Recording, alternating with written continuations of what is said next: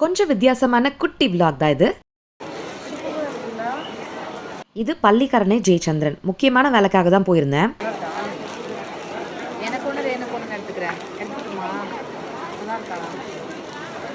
வந்த வேலையை விட்டுட்டு இந்த சாரியை பார்த்த உடனே அப்படியே லவ்வில் விழுந்துட்டேன்னு தான் சொல்லணும். அவ்வளோ அழகாக இருந்தது.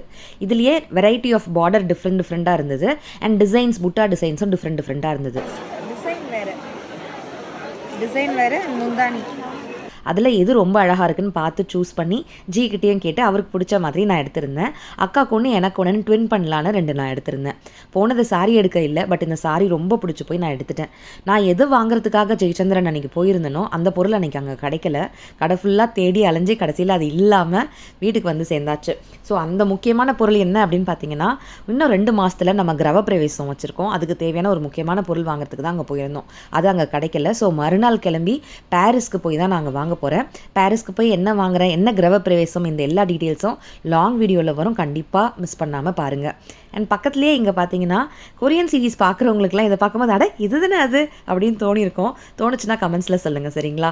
சின்னவங்கலேருந்து பெரியவங்க வரைக்கும் இந்த வின்டர் கோட்ஸு, ஸ்ட்ரக்ஸ் மாதிரிலாம் இருக்கும்ல, அதெல்லாம் அங்கே கலெக்ஷன்ஸ் இருந்தது. ரொம்ப அழகாக இருந்தது. பட்ஜெட் ஃப்ரெண்ட்லியாகவும் இருந்தது.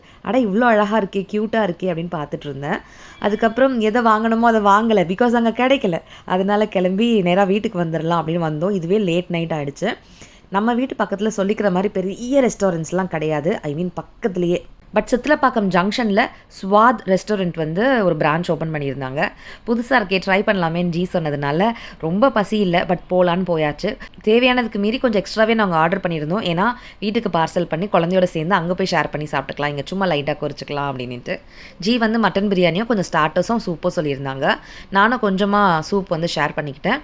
நான் வந்து கீ ரைஸும் மட்டன் ரோகன் ஜோஷ் வந்து நான் சொல்லியிருந்தேன். மீட்லாம் அவ்வளோ நல்லா வெந்திருந்தது. அப்படியே கையால் உதறனா கீழே விழுந்துரும் போல இருக்குது, அந்தளவுக்கு இருந்தது. காரமும் இல்லாமல் இருந்தது. நான் வீட்டுக்கு போயிட்டு அக்கா வீட்டில் ஷர்வன் கிட்ட எல்லார்கிட்டையும் சொல்லிட்டு இருந்தேன், நம்ம வீட்டுக்கு பக்கத்துலேயே ஓரளவுக்கு கிட்டக்க ஒரு நல்ல ரெஸ்டாரண்ட் இருக்குது, அதுவும் காரம்லாம் இல்லாமல் குழந்தைங்களுக்கு ஏற்ற மாதிரி இருக்குது. ஏதாவது இம்பார்ட்டன்ட் டேயில் வீக்கெண்ட்ஸில் அந்த மாதிரி நம்ம போகிறதுக்கு பக்கத்துலேயே ஒன்று ஓப்பன் பண்ணிட்டாங்க, ஹாப்பியாக இருக்குது அப்படின்னு சொல்லிட்டு இருந்தேன் நான். கம்மிங் ஃபெப்ரவரியில், அதாவது அந்த தை மாசியில் வளர்பிறை கடைசி முகூர்த்தமாக இருந்தால் கூட பரவாயில்ல, அதுக்குள்ளே வேலையெல்லாம் முடித்து கையில் சாவியை கொடுத்துருங்க, நம்ம வீட்டுக்கு நான் கிரகப்பிரவேசம் பண்ணணும் அப்படின்னு சொல்லியிருக்கேன். ஸோ அதுக்குள்ளே கடகடன் முடிச்சு கொடுத்துருவாங்கன்னு நினைக்கிறேன். ஸோ அதுக்கு தேவையானதை மொத்தமாக வாங்க முடியாது, ஒன்று ஒன்றா இப்போவே பிளான் பண்ணோம். ஏகப்பட்ட வேலை இருக்குது. ஸோ அதில் ரொம்ப டைட் ஸ்கெடியூலில் போயிட்டே இருக்குது. எல்லாமே நான் அப்டேட்ஸ் கொடுக்குறேன்.